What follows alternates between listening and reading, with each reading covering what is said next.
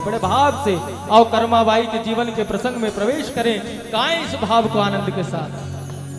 आसरा इस जहां का मिले ना मिले, आसरा इस जहां का मिले ना मिले, मुझको तेरा सहारा सदा चाहिए, मुझको तेरा सहारा सदा चाहिए, मुझको तेरा सहारा सदा चाहिए, मुझको तेरा सहारा सदा चाहिए। चांद तारे फलक पे दिखे ना दिखे, चांद तारे फलक पे दिखे ना दिखे, चांद तारे फलक पे दिखे ना दिखे, चांद तारे फलक पर दिखे ना दिखे, मुझको तेरा नजारा सदा चाहिए, मुझको तेरा नजारा सदा चाहिए, मुझको तेरा नजारा सदा चाहिए, मुझको तेरा नजारा सदा चाहिए। आसरा इस जहां का मिले ना मिले, आसरा इस जहां का मिले ना मिले। देखो आसरा इस अगर कुछ और मांगना हो तो मत बोलना बिल्कुल भी। अगर कुछ और मांगने की इच्छा हो बिहार जी से, मान प्रतिष्ठा पद प्रतिष्ठा धन दौलत सुख संपत्ति वैभव व्यापार, कुछ और मांगने की बात हो तो बिल्कुल मत मांगना, बिल्कुल मत बोलना। लेकिन अगर ठाकुर से केवल और केवल उनका आसरा मांगना हो तो दोनों हाथ ऊपर उठा कर जरूर बोलना बिहार जी से, कहो जरा। हो आसरा इस जहां का मिले ना मिले, आसरा इस जहां का मिले ना मिले, मुझको तेरा सहारा सदा चाहिए, मुझको तेरा सहारा सदा चाहिए, मुझको तेरा सहारा सदा चाहिए। चांद तारे फलक पर दिखे ना दिखे, चांद तारे फलक पर दिखे ना दिखे, चांद तारे फलक पर दिखे ना दिखे, आसरा इस जहां का मिले ना मिले, आसरा इस जहां का मिले ना मिले, आसरा इस जहां का मिले ना मिले, आसरा इस जहां का मिले ना मिले। वो मुझको तेरा सहारा सदा चाहिए, मुझको तेरा सहारा सदा चाहिए, मुझको तेरा सहारा सदा चाहिए। प्रेम से बोलो बाकी बिहारी लाल की जय हो।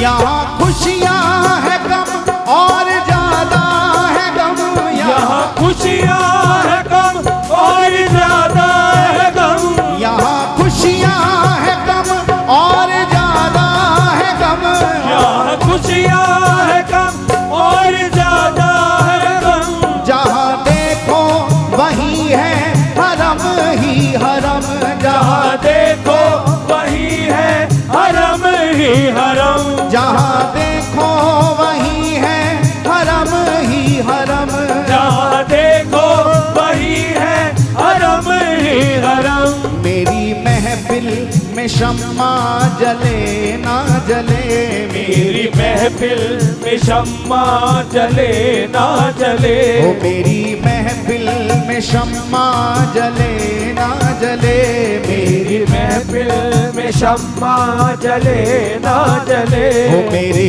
दिल में उजाला तेरा चाहिए, मेरे दिल में उजाला तेरा चाहिए, ओ मेरे दिल में उजाला तेरा चाहिए। वो आसरा इस जहां का मिले ना मिले, आसरा इस जहां का मिले ना मिले, वो आसरा इस जहां का मिले ना मिले, आसरा इस जहां का मिले ना मिले। वो मुझको तेरा सहारा सदा चाहिए, मुझको तेरा सहारा सदा चाहिए, मुझको तेरा सहारा सदा चाहिए।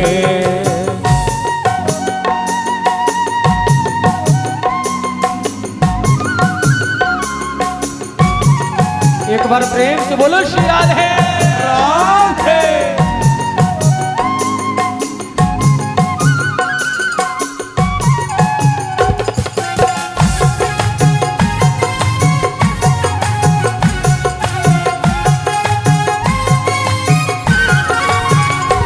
मेरी धीमी है चाल और पथ है विशाल, मेरी धीमी है चाल और पथ है विशाल। ओ हो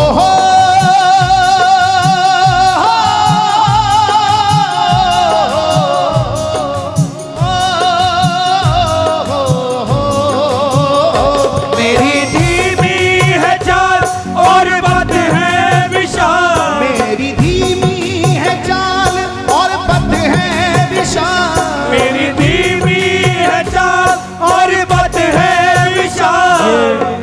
प्रेम का मार्ग बहुत विशाल है। यहाँ हमारे कुछ नियमित श्रोता भी बैठे हैं, वो जानते हैं एक बात हम हमेशा कहते हैं, इस मार्ग पर चलने के लिए बस एक कदम उठाने की जरूरत है, फिर तो बांके बिहारी हाथ पकड़ के उसको आगे बढ़ा लेते हैं। एक बात हर मंच से हम कहते हैं, मंजिल तो मिल ही जाएगी भटक कर ही सही, मंजिल तो मिल ही जाएगी भटक कर ही सही, गुमराह तो वो लोग हैं जो घर से निकले ही नहीं। जय हो।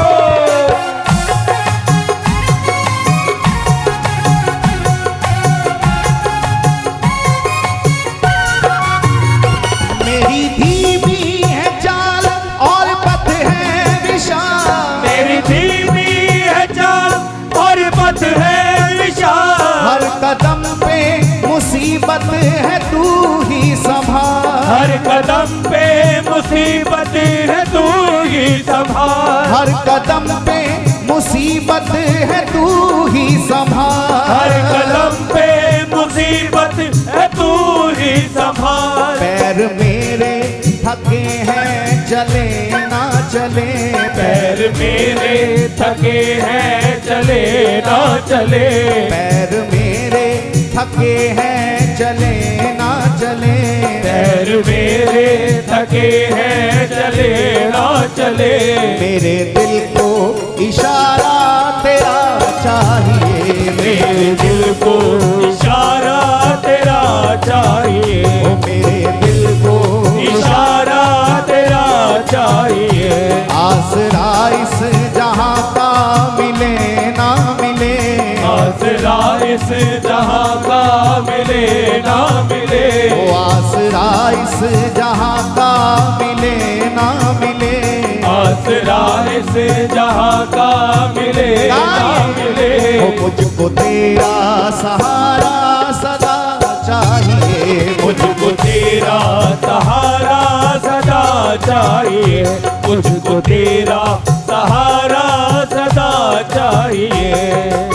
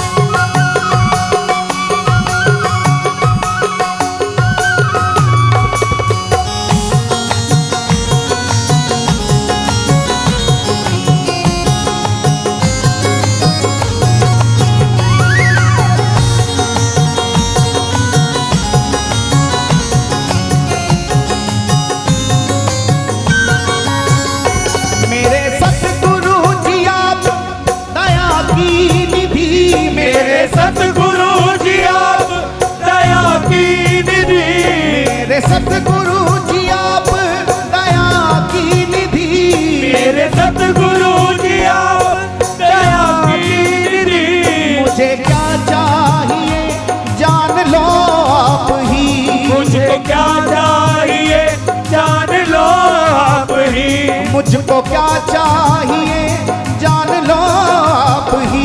मुझको क्या चाहिए जान लो आप ही। इस धराधाम पर सुख की निधि तो केवल और केवल सदगुरुदेव भगवान है। मैंने कहा ना, हरि और हरिदास में कोई अंतर नहीं है। श्री हरिदास है, श्री हरि के निज प्राण, अंतर नहीं है।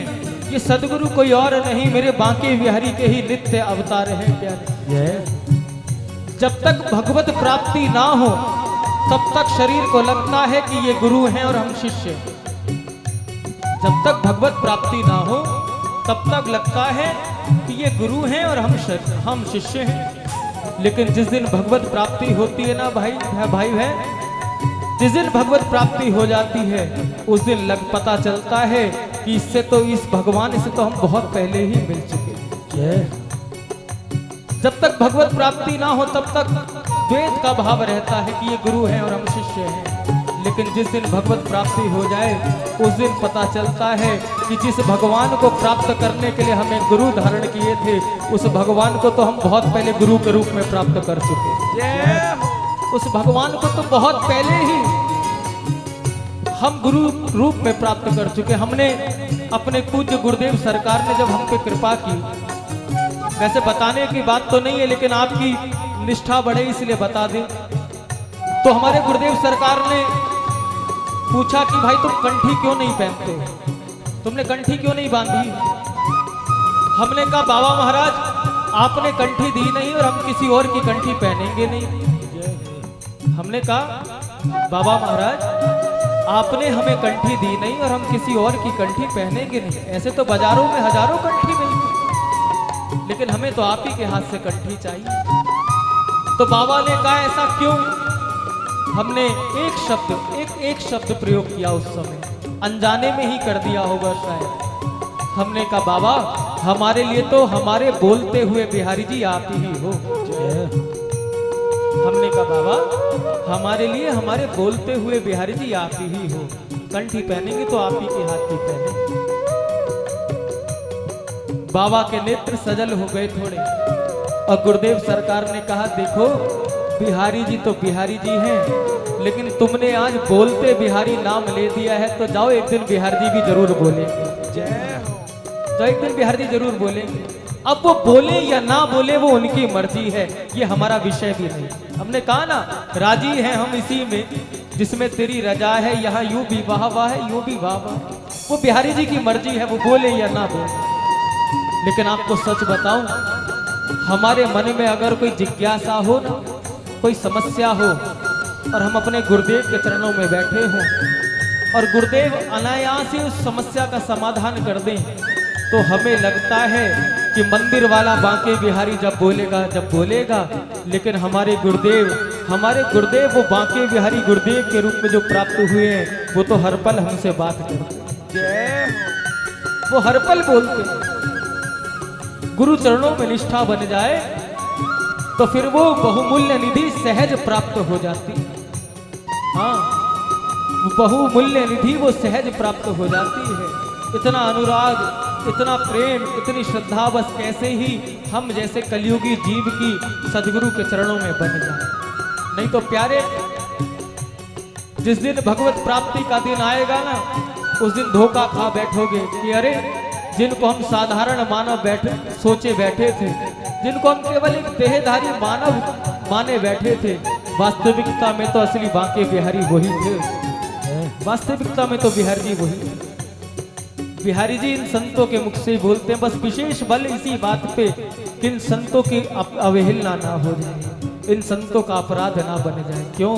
ठाकुर जी एक बार अपने अपराध को क्षमा कर देते हैं, लेकिन संतों के अपराध को कभी क्षमा नहीं कर पाते। भागवत में राजा अम्बरीश का उदाहरण आपने देखा होगा, सुना होगा। संतों की आज्ञा अवहेलना ना हो जाए, संतों का अपराध ना हो जाए, इसलिए सदगुरुदेव के चरणों में बस झुके रहना। याद रखना, झुकता वही है जिसमें जान होती है, अकड़ तो मुर्दे की पहचान होती है। प्यारे हो मेरे सतगुरु जी आप दया की निधि, मेरे सतगुरु जी आप दया की निधि, मुझे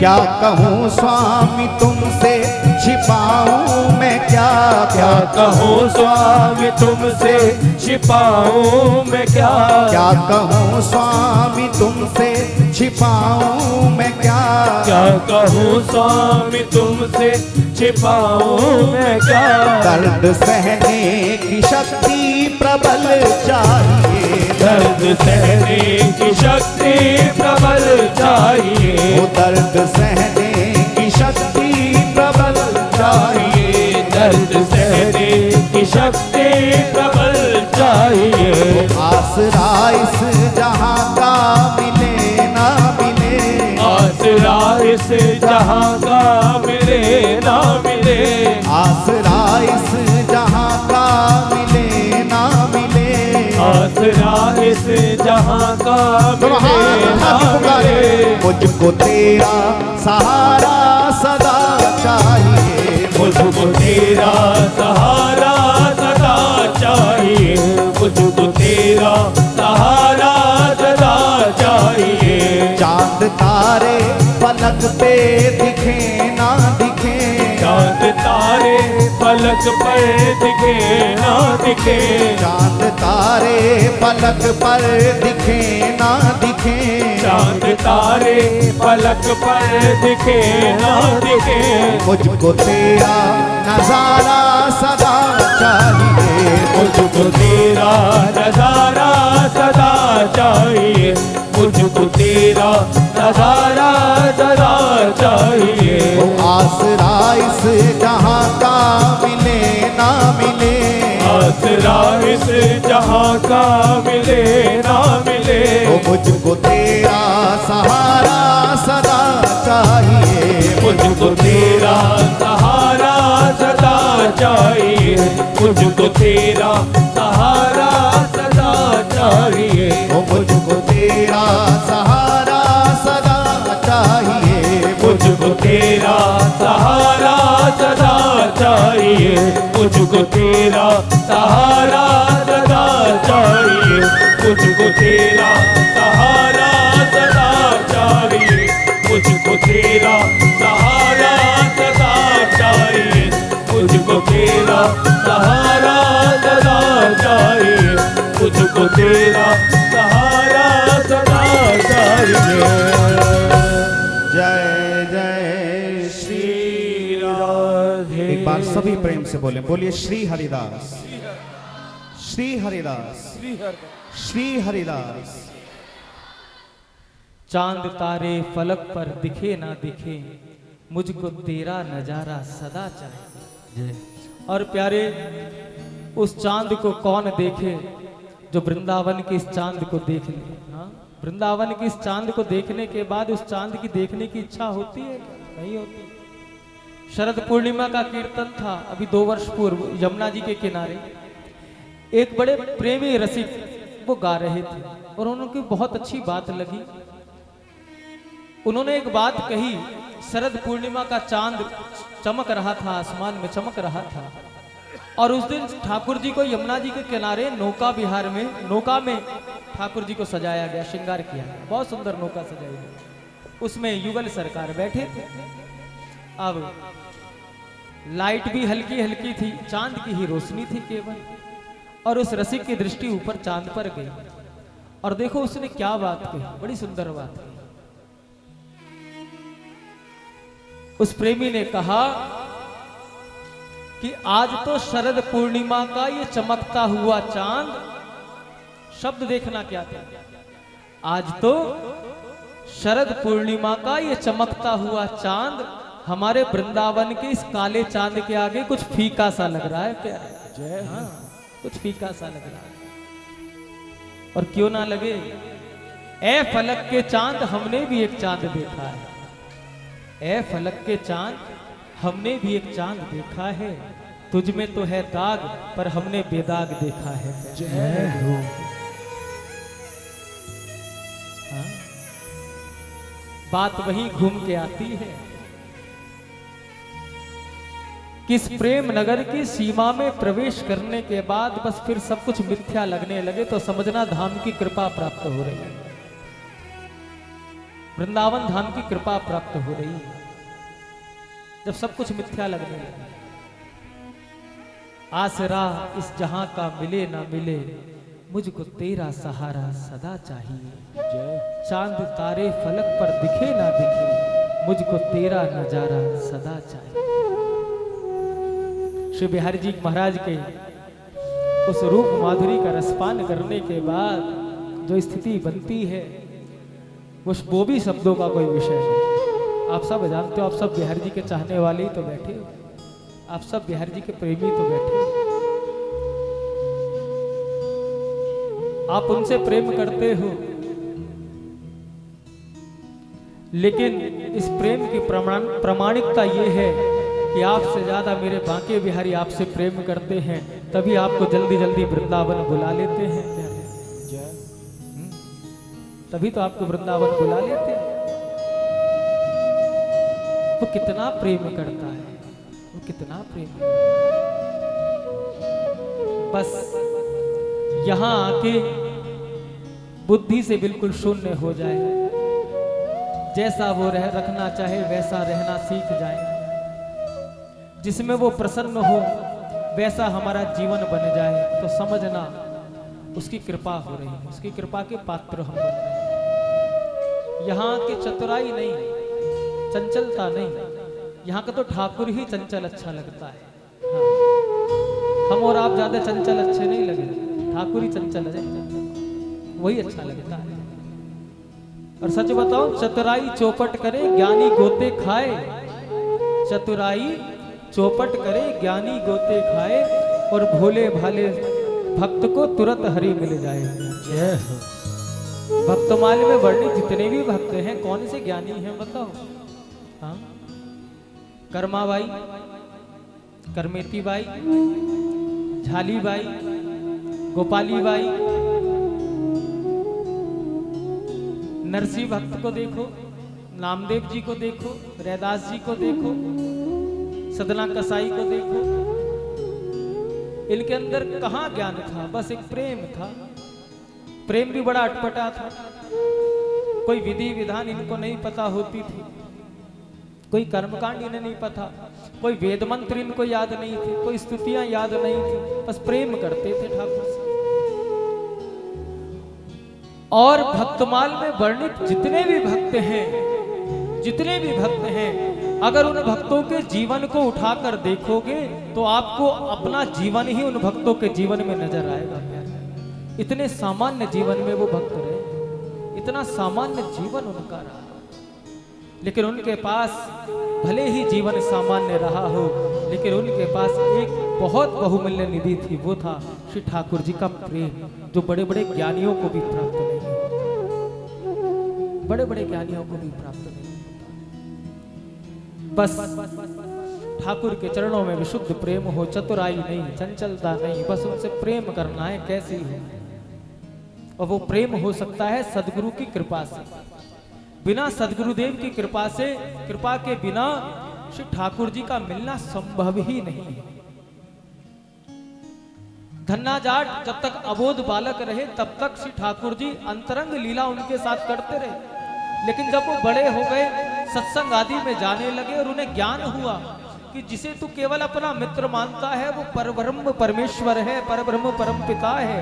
जिस दिन इस बात का ज्ञान हो, उसी दिन ठाकुर जी अंतर ध्यान हो। इसलिए ज्यादा जानना पहचाना इन पचड़ों में नहीं पड़ना चाहिए, बस सीधे सीधे प्रेम के मार्ग के पथिक बन जाओ, सीधे सीधे प्रेम मार्ग में के पथिक बन जाओ। एक मैया रहती थी किसी गांव में, बड़ी भोली भाली थी, जैसे कर्माबाई है ना, बिल्कुल सीधी भोली, से कुछ पता नहीं, अनजान है, भोली जाटनी कर्माबाई। ऐसी एक मैया रहती थी, वृद्ध मैया थी, और उसके मन में एक ही बात खटकती थी कि पूरा जीवन निकल गया, लेकिन उसने गुरु नहीं बनाया कोई। बस इतना पता था, बिना गुरु के गति नहीं होती है, सदगति नहीं होती है। कोई गुरु नहीं बनाया। एक दिन उठी, उसने कहा बहुत बाबा जी लोग आते हैं गली में, आज कोई भी साधु आएगा उसे ही अपना गुरु बना लूंगी, बस कल का क्या भरोसा, श्वास रहे ना रहे। कहीं बिना गुरु के ही मृत्यु होगी तो मेरी तो सदगति भी नहीं होगी। तो उसने कहा आज कोई भी साधु आएगा, कोई भी बाबा जी आएगा, उसको आज अपना गुरु बनाऊंगी चाहे कुछ भी हो जाए। और भगवत प्रेरणा से उस गांव में उस दिन नारद जी आ गए और नारद जी भी आए, नारायण नारायण नारायण नारायण करते करते उस मैया की गली तक आ गए। और मैया तो इंतजार में ही बैठी थी कि आज कोई भी बाबा जी आ जाए, बस गुरु बनाना है। आज किसी भी बाबा जी को छोड़ना नहीं है, जो पहले मिल गया उसे ही गुरु बना लो। नारद जी उस गली में आए और जैसे ही नारायण नारायण की आवाज सुनी, मैया ने दरवाजा खोला। ओ हो, अरे मेरे गुरुदेव आ गए, अरे मेरे गुरुदेव आ गए, अरे मेरे गुरुदेव आ गए। मैया तो चरणों में गिर पड़ी। नारद जी पैर छुड़ाए अपने। अरे मैया क्या कर रही है? छोड़ छोड़ हमारे चरण छोड़, क्या कर रही हो मैया? का गुरुदेव बड़े भाग्य से आपके चरण मिले हैं, बस अब तो आपके चरणों की ही भक्ति करनी और कुछ करना ही नहीं। का मैया पहले चरण तो छोड़ मेरे। का चरण तो मैं जब ही छोड़ूंगी जब आप मुझे अपनी शिष्य बना लोगे, जब मुझे आप अपनी चेली बना लोगे, आप मेरे गुरुजी बन जाओगे, तभी चरण छोड़ूंगी। उससे पहले आज चरण नहीं छोड़ूंगी। आप पूरा जीवन निकल गया गुरु की खोज में, कोई गुरु नहीं मिला। आज तो मैं प्रण करके बैठी हूं कि आज बिना गुरु बनाए पीछे हटूंगी नहीं। बाबा जी आपके चरण जब ही छोड़ूंगी जब आप मुझे अपनी चेली अपनी शिष्या बना लोगे, आप मेरे गुरु जी बन जाओगे। अब नारद जी के प्राण संकट में फंस गए। 2 घड़ी से ज्यादा नारद जी कहीं रुकते नहीं, आपको सबको पता है। नारद जी ने कहा भाई मैया चल, तुझे अपना शिष्य बनाया, हम तेरे गुरु जी, तो हमारी चेली, अब तो हमारे चरण छोड़। कवा गुरु जी ऐसे थोड़ी गुरु जी बनते हैं। अरे पहले आप मुझे गुरु मंत्र तो दो, बिना गुरु मंत्र के मेरी गति कैसे होगी? आप मेरे को गुरु मंत्र तो दो। बाबा जी ने कहा तुझे क्या गुरु मंत्र दूं बता? बस मुझे नहीं पता, मुझे इतना पता है कि बिना गुरु मंत्र के गति नहीं हो सकती है, आप मुझे गुरु मंत्र और देके जाओ। नारद जी ने सोचा अनपढ़ है, वृद्ध मैया है, ज्यादा बुद्धि है नहीं इसमें, इसे ज्यादा समझाऊंगा इसके समझ में कुछ आने वाला है नहीं। नारद जी ने कहा बस तुम्हारे लिए यही गुरु मंत्र है, आप दिन भर जो भी कार्य करते हो उसको श्री ठाकुर जी को अर्पित कर दिया करो। जो भी अच्छा बुरा कार्य करो उसको ठाकुर जी को अर्पित कर दिया करो। तब वो तो मैं कर दूंगी, लेकिन मेरा गुरु मंत्र क्या होगा कि तुम्हारा गुरु मंत्र है केवल आप जो भी करो उसके बाद बोलना है कृष्णार्पणमस्तु। क्या बोलना है? कृष्णार्पणमस्तु। बस ठाकुर जी आपको ये कर्म अर्पित। अब मैया बड़ी प्रसन्न हो गई, गुरु जी के चरण छोड़ दिए, नारद जी भी भगे वहां से। अब मैया दिन भर जो भी काम करे, सुबह उठी और घर में सोनी लगाई, झाड़ू लगाई और जितना घर का कूड़ा था इकट्ठा किया और घर के बाहर जैसे ही फेंकने गई बोली कृष्णार्पणमस्तु।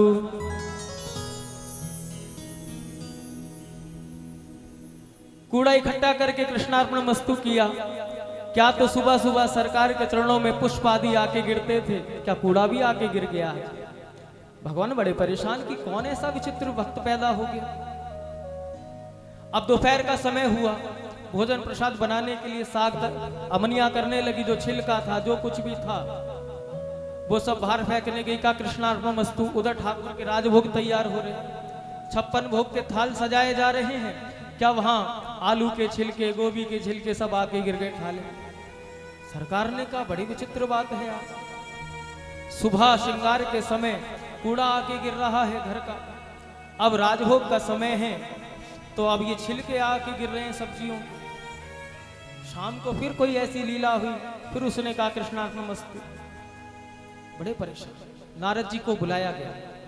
नारद जी से भगवान ने कहा नारद जी जरा पृथ्वी लोक की परिक्रमा लगा कर आओ और देख के आओ ऐसा कौन सा मेरा भक्त पैदा हो गया है इस धरती पर कि जो कुछ भी करता है वो मुझे ही अर्पित कर देता है। सुबह झाड़ू लगाता है, कूड़ा मुझको अर्पित कर देता है, भोजन प्रसाद के लिए भोजन तो बाद में, पहले छिलका मुझको अर्पित कर देता है। एक बार देख के आओ। नारद जी घूमते घूमते घूमते घूमते घूमते घूमते उसी गांव में आ पहुंचे।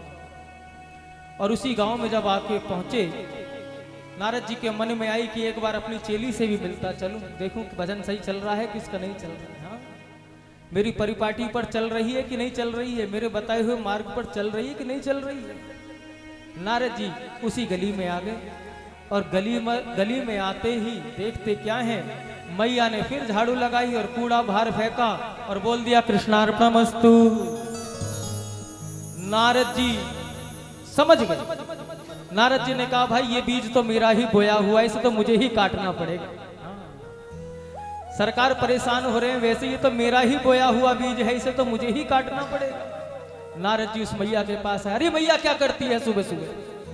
आहा मेरे गुरुदेव आ गए, अरे मेरे गुरुजी आ गए, अरे मेरे गुरुजी आ गए। गुरुजी के चरणों में प्रणाम करे, बार बार दंडोत प्रणाम करे। वाह गुरुदेव बड़ी कृपा की, लेकिन आप आते बहुत बहुत दिनों के बाद। मेरा वृद्ध शरीर है, कब मेरे प्राण छूट जाएं, आप थोड़ा जल्दी जल्दी कृपा किया करो, आपके दर्शनों का सौभाग्य मुझे जल्दी जल्दी प्राप्त होता रहे। कहा वो सब तो बाद की बात है, पहले ये बता तू कर क्या रही थी? कहा गुरुदेव जी आपने जो मंत्र दिया है बस उसी का भजन करती हूँ दिन भर, और कुछ करती ही नहीं। जो आपने मंत्र दिया था उसी का भजन करती हूँ। नारद जी ने कहा क्या करती है? कहा देखो अभी अभी पूरे घर की सफाई किया, आपने कहा हर कर्म को ठाकुर जी को अर्पित किया कर, कृष्णार्पणमस्तु किया कर। झाड़ू लगा के बाहर कूड़ा फेंक नहीं, मैंने इसको भी कह दिया कृष्णार्पणमस्तु। अब नारद जी तो जानते ही थे कि कूड़ा कहां जाके गिरा होगा। नारद जी को क्रोध आया। नारद जी ने उस मैया के गाल पे एक तमाचा देके मारा, ये क्या करती है? और जैसे ही नारद जी ने तमाचा मारा, मैया ने कहा कृष्णार्पणमस्तु।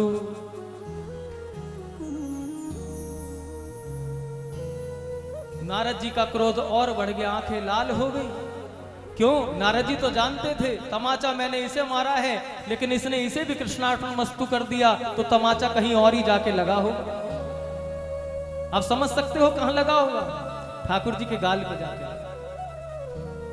नारद जी को फिर क्रोध आया। नारद जी ने एक तमाचा और जोर से रसीद किया। मैया ने फिर कह दिया कृष्णार्पणमस्तु। उधर ठाकुर जी आराम से चैन की बंसी बजा रहे थे। एक तमाचा लगा तो ठाकुर जी की नींद खुली, दूसरा लगा तो ठाकुर जी सचेत हो गए। नारद जी का क्रोध जैसे ही बढ़ा, नारद जी ने अपनी करताल उठाई बुढ़िया को मारने के लिए, उस वृद्ध मैया को मारने के लिए, कि आज तेरी खबर लेता हूं। और जैसे ही नारद जी ने करताल उठाई वैसे ही ठाकुर जी वहां प्रकट हो गए, वैसे ही श्याम सुंदर वहां प्रकट हो गए। श्याम सुंदर प्रकट हो गए मैया के आगे। अरे मैया बस और ज्यादा मार नहीं खा सकता हूं, और ज्यादा पिट नहीं सकता हूं, बोल आखिर तू चाहती क्या है, चाहती क्या है, चाहती क्या है? मैया के नेत्र सजल हो गए। मैया ने कहा बलिहारी ऐसे सदगुरु की मैं तो पूरा जीवन बिता दिया, पूरा जीवन बिता दिया इस उम्मीद पे कि मुझे ठाकुर के दर्शन होंगे कि भी नहीं होंगे, होंगे कि भी नहीं होंगे। कहीं ऐसा ना हो दर्शनों की प्यास लिए ही मैं संसार से विदा हो जाऊं। लेकिन बलिहारी ऐसे सदगुरु की जिसने इतना सरल मार्ग बता दिया, उसके बताए मार्ग से ही सही, लेकिन मुझे आपके दर्शनों का सौभाग्य तो प्राप्त हुआ। सरकार मुझे आपके दर्शनों का सौभाग्य तो प्राप्त हुआ। नारद जी देखते हैं सबरी लीला। नारद जी कहते हैं सरकार ये वही मैया है जिसको ढूंढने के लिए आपने मुझे धराधाम पर भेजा था। आप कह रहे थे ना सुबह सुबह कौन पत्र पुष्प के साथ कूड़ा भी भेज देता है, कौन फलों के छिलके भेज देता है भोग में, कौन ये सब करता है? ये वही है, ये यही अपराध करती है, इसी मैया का अपराध है, ये इसी मैया के द्वारा किए हुए ये सब कर्म है। भगवान ने कहा भले ही इस मैया के करे हुए ये कर्म हो, लेकिन ये चली अपने सदगुरुदेव के बताए हुए मार्ग पर थी। इसको केवल एक बात का विश्वास था, जो मेरे गुरुदेव ने मुझे मंत्र दे दिया, जो मेरे गुरुदेव ने मुझे मार्ग बता दिया, बस इसी मार्ग पर मुझे ठाकुर मिलेंगे, अन्यत्र कहीं और मिलेंगे नहीं। नारद जी जैसी भी है ये आपकी कृपा पात्र है, और सदगुरुदेव तो किसी भी रूप में कृपा बरसा सकते, किसी भी रूप में कृपा बरसा सकते। कभी सदगुरुदेव प्रेम से बात करें तो समझना सदगुरुदेव कोमल कृपा बरसा रहे हैं, आज वात्सल्य के भाव से कृपा बरसा रहे हैं। और कभी सदगुरुदेव हमारी किन्हीं गलतियों पर, हमारी किन्हीं त्रुटियों पर क्रोधित हो जाएं, हम पर क्रोधित हो जाएं, तो उस दिन समझना आज गुरुदेव हम पर क्रोधित नहीं, बल्कि आज गुरुदेव हम पर कठोर कृपा बरसा रहे हैं। कृपा है, कृपा है। दोनों ही स्थिति में शिष्य का कल्याण छिपा है। तो आओ, ये कर्माबाई राजस्थान की गढ़ी मामोड़ गांव की रहने वाली वो विधवा जाटनी जिसे पूजा विधि विधान कुछ नहीं पता, परिवार में कोई नहीं रहता था इसके, सब ठाकुर जी के धाम पधार चुके थे। पति, सास, ससुर, माता पिता सब, बस मन में एक दुख था, सरकार अगर सबको ही ले लिया अपने धाम में तो मुझे ही यहाँ क्यों छोड़ा, और अगर मुझे छोड़ा तो कम से कम एक संतान दे देते जिसके सहारे में अपना जीवन जी लेते। जय। बस इस बात का दुख, इस बात की शिकवा शिकायत श्री ठाकुर जी से करती थी। 2 3 4 5 गाय भैंस इसके पास रहती थी, उसी के दूध दही से ये अपना जीवन निर्वाह करती थी। कुछ अपने लिए रखती, बाकी से साधु सेवा, संत सेवा, पड़ोसियों के यहाँ सेवा कर आती थी।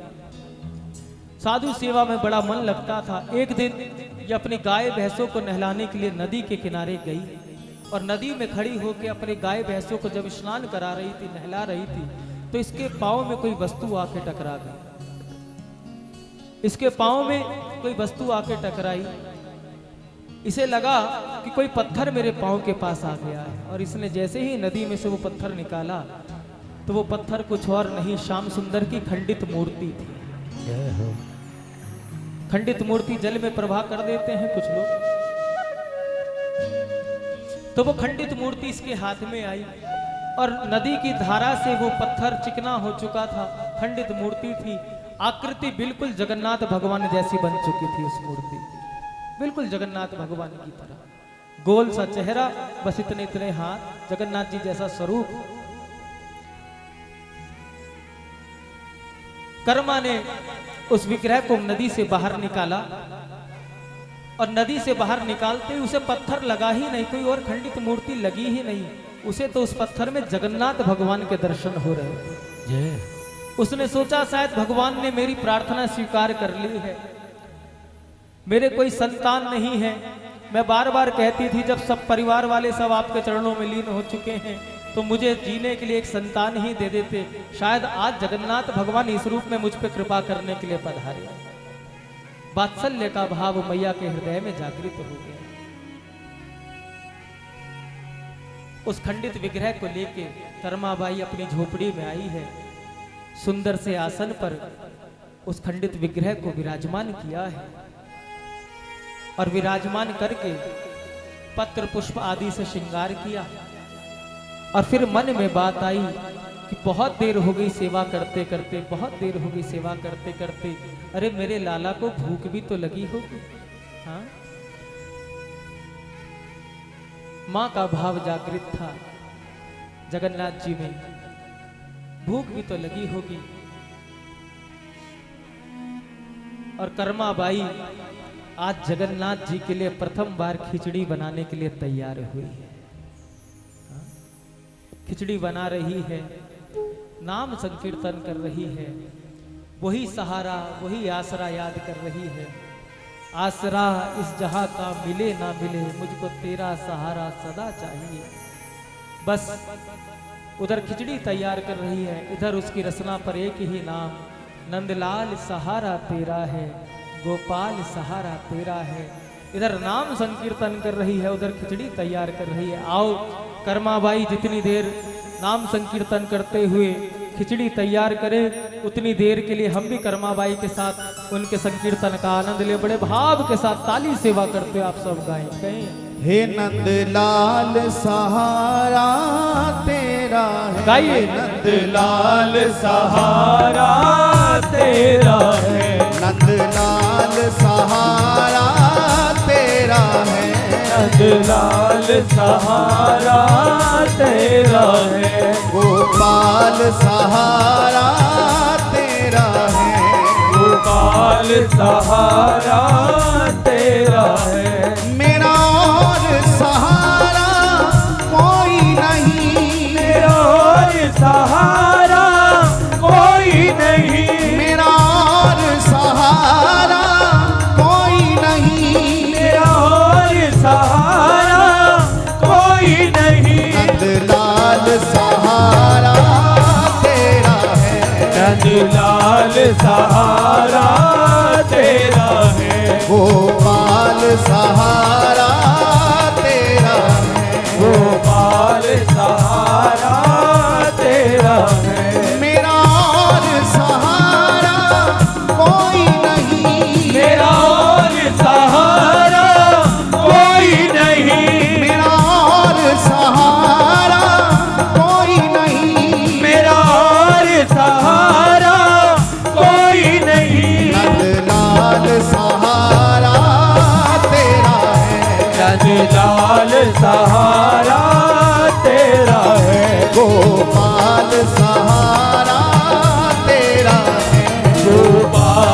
सहारा तेरा है। मेरा और सहारा कोई नहीं, मेरा और सहारा कोई नहीं, मेरा और सहारा कोई नहीं, मेरा और सहारा कोई नहीं। नंदलाल सहारा तेरा है, नंदलाल सहारा तेरा है। गोपाल सहारा तेरा है, गोपाल सहारा तेरा है। ओ मेरा और सहारा कोई नहीं, मेरा और सहारा कोई नहीं, मेरा और सहारा कोई नहीं, मेरा और सहारा कोई नहीं, ओ मेरा और सहारा कोई नहीं, मेरा और सहारा कोई नहीं, मेरा और सहारा कोई नहीं। मेरा और सहारा कोई नहीं। नंदलाल सहारा तेरा है, नंदलाल सहारा तेरा है। गोपाल सहारा तेरा है, गोपाल सहारा तेरा है। प्रेम से बोलिए भक्तवत्सल भगवान की, कृपा निधान की।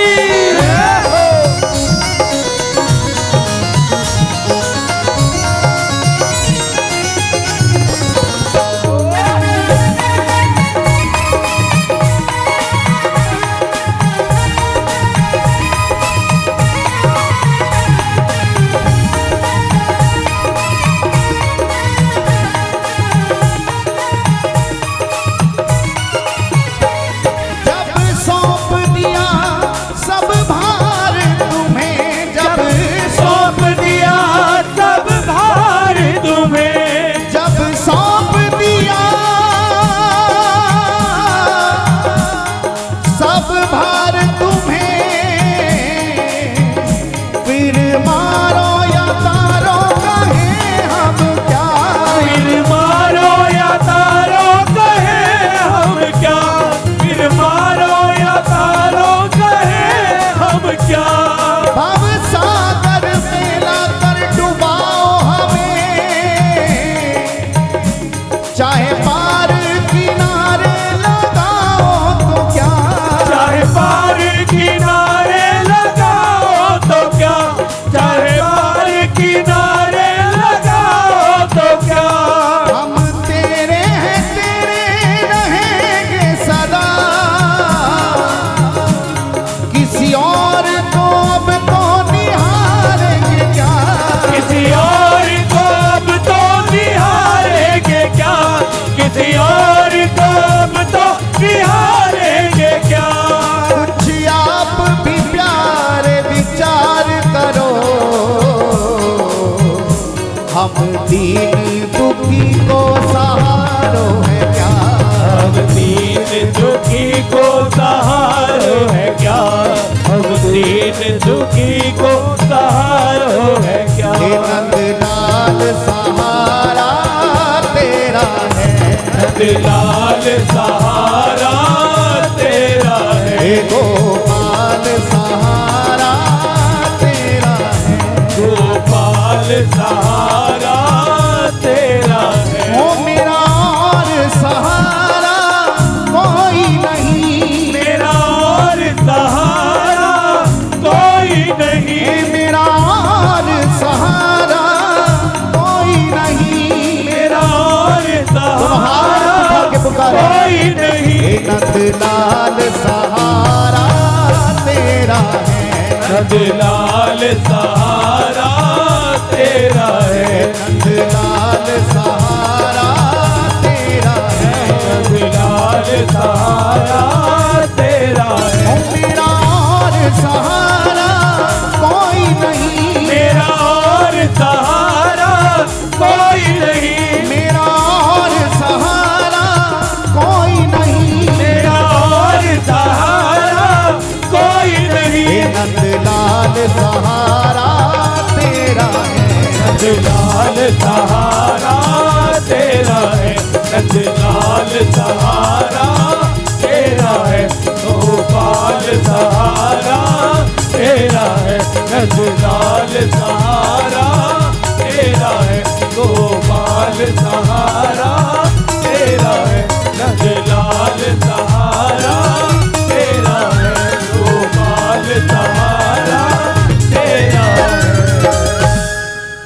जय जय श्री राधे।